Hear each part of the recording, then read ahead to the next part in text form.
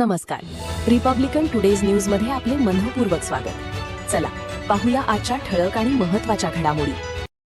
कोल्हापूरमध्ये अनुसूचित जातीतील आरक्षणाच्या उपवर्गीकरणाविरोधात रिपब्लिकन पार्टी ऑफ इंडिया आठवलेच्या वतीने तीव्र आंदोलन करण्यात आले. तावडे हॉटेल चौक येथे कार्यकर्त्यांनी रस्ता रोको आंदोलन करून राज्य सरकारचा निषेध व्यक्त केला.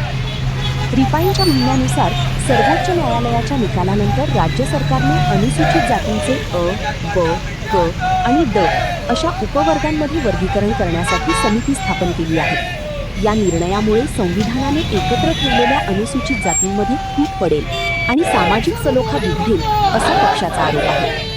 रिपब्लिकन पार्टी ऑफ इंडिया आठवलेचे राष्ट्रीय अध्यक्ष तथा केंद्रीय राज्यमंत्री रामदास आठवले यांच्या आवाहनानुसार राज्यभर आंदोलन सुरू असून त्याचाच एक भाग म्हणून कोल्हापुरात हे आंदोलन करण्यात आले. आंदोलनादरम्यान राज्य सरकारने अनुसूचित जातींच्या उपवर्गीकरणाचा निर्णय तात्काळ मागे घ्यावा अशी मागणी करणारे निवेदन जिल्हाधिकाऱ्यांना सादर करण्यात आले.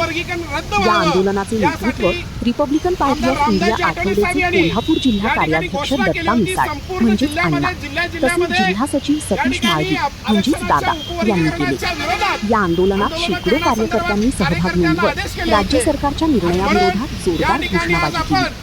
ही बातमी आंदोलनादरम्यान रिपब्लिकन पार्टी ऑफ इंडिया आठवलेने मांडलेल्या भूमिकेवर आधारित आहे.